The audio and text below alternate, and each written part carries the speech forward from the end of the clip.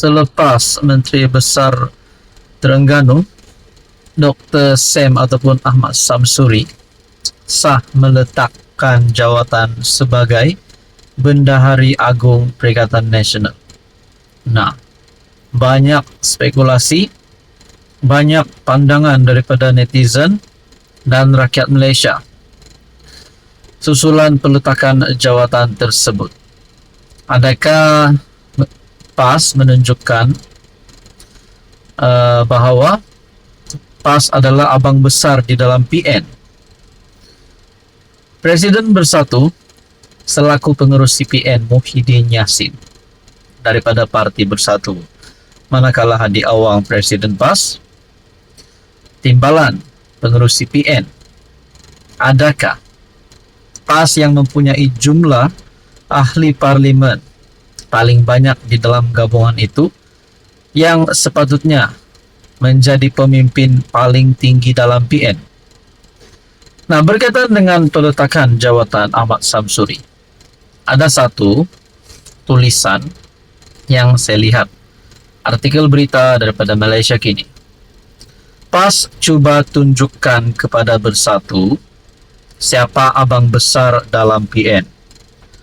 Pemerhati politik menyifatkan PAS sedang menunjukkan siapa abang besar sebenarnya dalam PN apabila naib presidennya Ahmad Samsuri meletak jawatan selaku Bendahari Agung PN.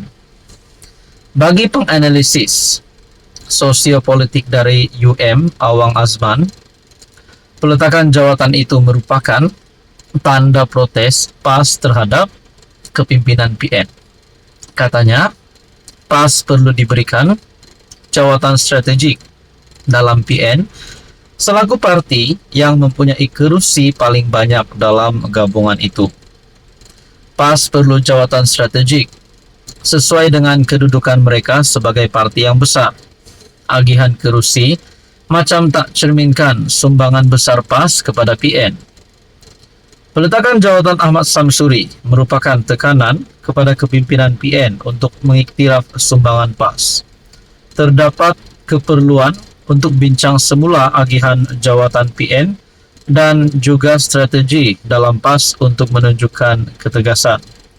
Pilihan raya dalam masa 2-3 tahun lagi. Oleh itu, penting untuk PAS tunjuk bahawa mereka tak ikut telunjuk Bersatu. Situasi ini akan melemahkan PN dan bagi saya perlu ada rundingan semula yang realistik. PAS berasa mereka abang besar yang sebenarnya dalam PN. Peletakan jawatan Ahmad Samsuri sebagai Bendahari Agung jelas menterjemahkan rasa tidak puas hati terhadap dominasi Bersatu dalam PN. Lidah rasmi PAS Harakah Delhi melaporkan pengumuman itu dibuat melalui satu kenyataan ringkas kepada barisan kepimpinan PAS Pusat. Jadi, adakah PN akan dirombak semula dan Muhyiddin Yassin tidak lagi akan dipilih untuk menjadi pengurus CPN? Dan pengurus CPN yang baru, mungkinkah Ahmad Samsuri sendiri? Saudara-saudara, Anda rasa apa yang bakal berlaku kepada PN? Hai, hello, salam sejahtera Malaysia. Saudara-saudara, selamat datang ke channel Fels Lifestyle. Terima kasih kerana terus setia dan bersama di dalam channel ini.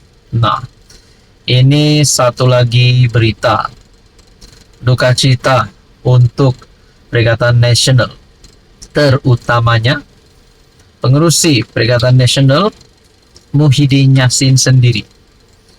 Sebelum ini Muhyiddin Yassin ada membuat kenyataan Parti Bersatu akan bertanding bagi pilihan raya negeri Sabah. PRN Sabah akan datang. Nah, pada akhirnya satu lagi parti komponen di dalam Perikatan Nasional antara parti yang terkenal di Sabah, yaitu SAPP, umum kejutan besar kepada PN.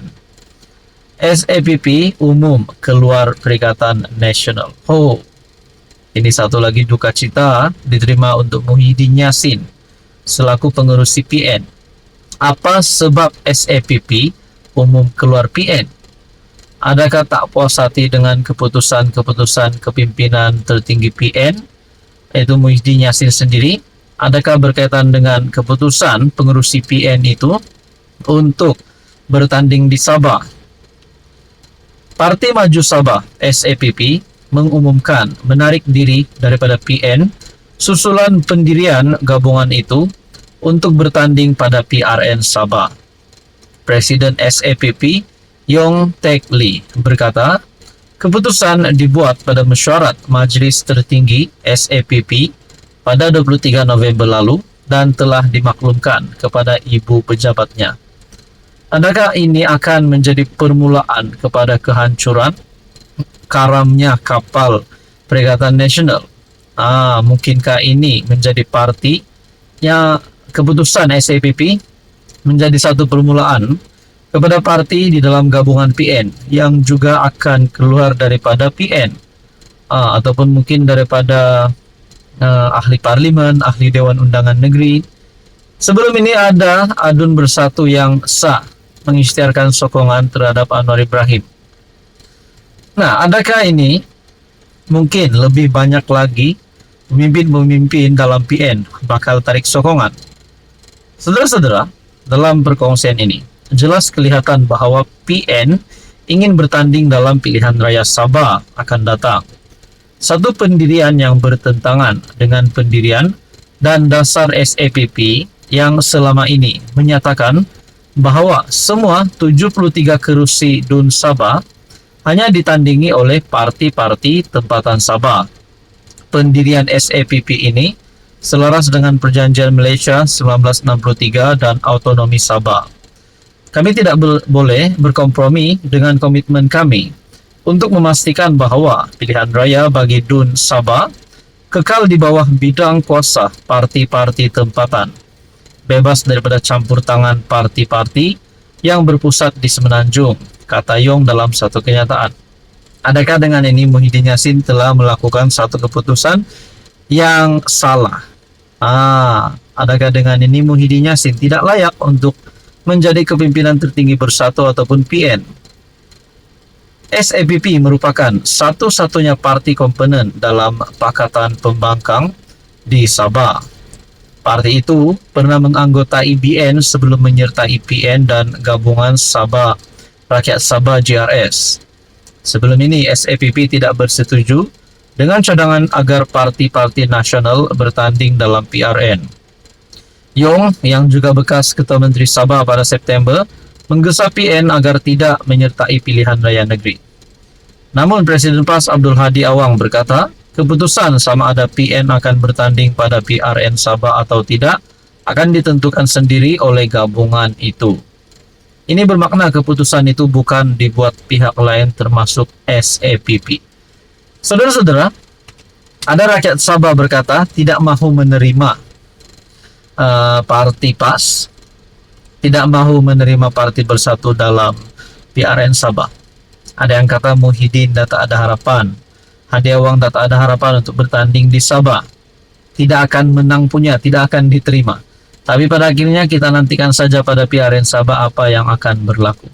Saudara-saudara, adakah Muhyiddin, adakah Hadi Awang bercita-cita untuk menawan Sabah dan mereka akan menjadi kepimpinan tertinggi kerajaan negeri Sabah?